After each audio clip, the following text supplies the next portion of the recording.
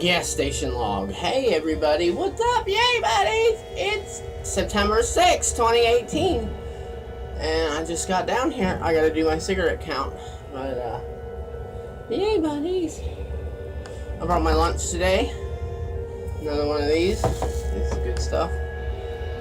Okay, let's rock and roll, buddies. Rock and roll! And roll! Rock and roll! Yeah, buddies, we're rocking the gas station. Rock and roll! Yeah! Gas station log. It's about 4 o'clock. I don't know. Most of you probably don't know this about me because I probably never really talked about it much. I'm gonna take that spoon home and eat cottage cheese and blueberries with it, because I don't have any spoons at home. But yay, buddies! Over the past 8 years, maybe 7 years, I don't know, something like that, I have become absolutely fascinated and obsessed with the mystery of Amelia Earhart. No idea why. It's just, there's so many theories. Back in like 2013, I found several documentaries which I found absolutely fascinating. One was actually narrated by Leonard Nimoy. The only problem I had with it is it tended to focus more on the theory that she was shot down or captured by the Japanese, and honestly, I really don't believe she had any involvement in spying or, I mean, I've looked at all the information about these theories that she was spying for Roosevelt, and and I've weighed them, and I trust my gut. I think that the mere flight alone to accomplish something was enough for her. I don't think she needed to make an extra buck by spying for Roosevelt or anything like that. I just think she was just a civilian who was like, I want to fly. And so, her publicist, Fred Noonan, was not Fred Noonan. Fred Noonan was her navigator. George Putnam he was just like, yeah, I'll make a buck off of it, because he was good at that. And so she, flew around the world, and yay, everybody's like, yay, Amelia Earhart, and stuff like that. But in the end, I really don't think that the Japanese had any involvement in it. I think she was just trying to make a flight. And it's interesting because one of the top theories that's out there right now talks about how they've discovered her bones on an island 400 miles south of Howland Island. My question would be, because they basically, radio experts have basically established that she was flying east from Papua New Guinea to Howland Island, and they're starting to run out of fuel.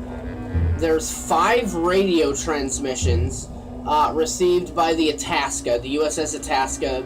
It was a ship with the Coast Guard trying to steer her into Howland Island. Howland Island is so small, but it was where they chose to do. And about 400 miles south is this reef of islands. I forget what they're called. I just watched a bunch of stuff on it. Anyway, so she's flying east. They're starting to run out of fuel. They can't find Howland Island. So what they do is, according to the radio transmissions that they received, they determined that they started flying in a ladder formation, which means they're like, where is the island? So they're flying east, and they start going, and she mentions in her final radio broadcast, we're going north and south along such and such latitudinal line, or longitudinal line. So she starts flying in a ladder formation, which basically they're flying along, and it starts going up and down and up and down.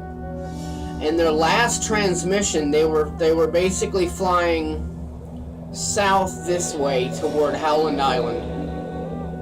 And interestingly enough, the bones that have been discovered, that they say upon further review, these could absolutely, with like 99% certainty, be the bones of Amelia Earhart. What's interesting is they're flying along, they start flying in this ladder formation, and they're headed south, and the line drawn from the path that they're supposed to be on in this ladder formation, if you follow that 400 miles all the way down, it takes you to almost the exact location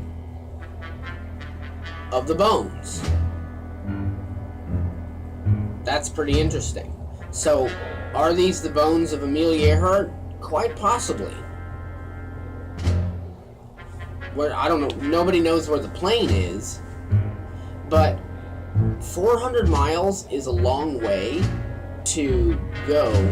It's I don't know, it's a long way to go, it seems like, with a burning out engine. When you're running out of fuel, the engine's starting to sputter. It's already been established in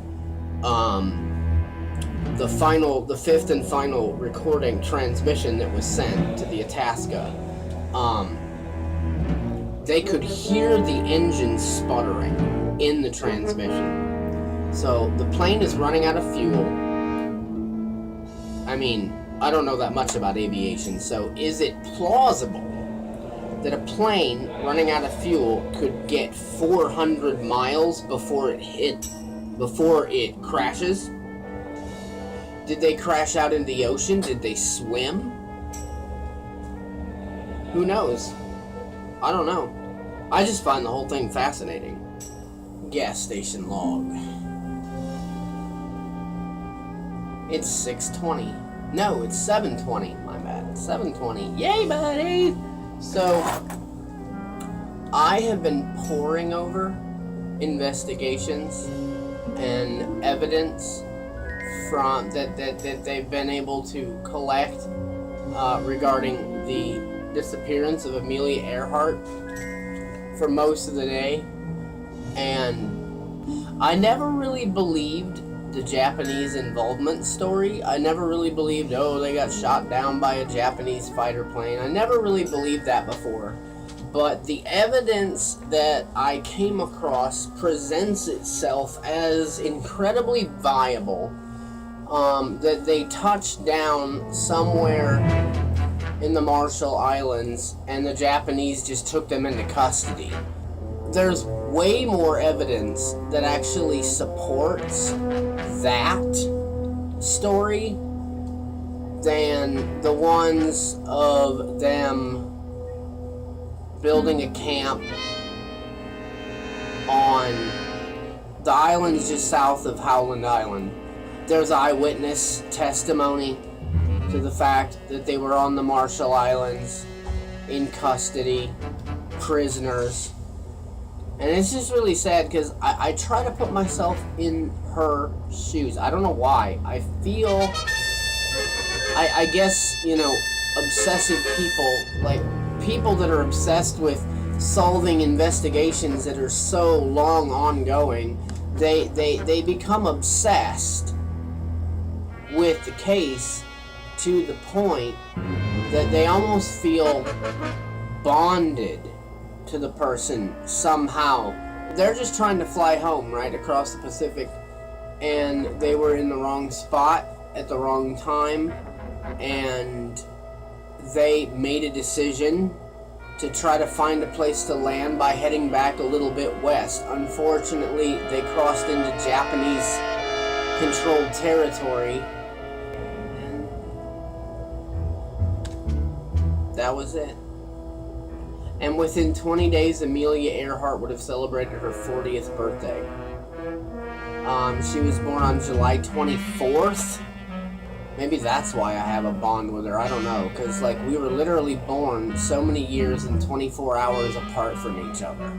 So, yeah, she would have celebrated. And I can identify with it. I just celebrated my 40th birthday I'm sure, like I've been in situations where I'm like, oh my gosh, I just want to get home. Gee, why does that sound so recently familiar? I just want to get home. This has been a long trip. I just want to get home.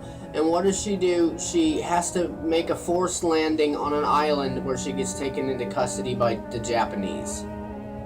I'm sure that was never part of anybody's agenda. Alright.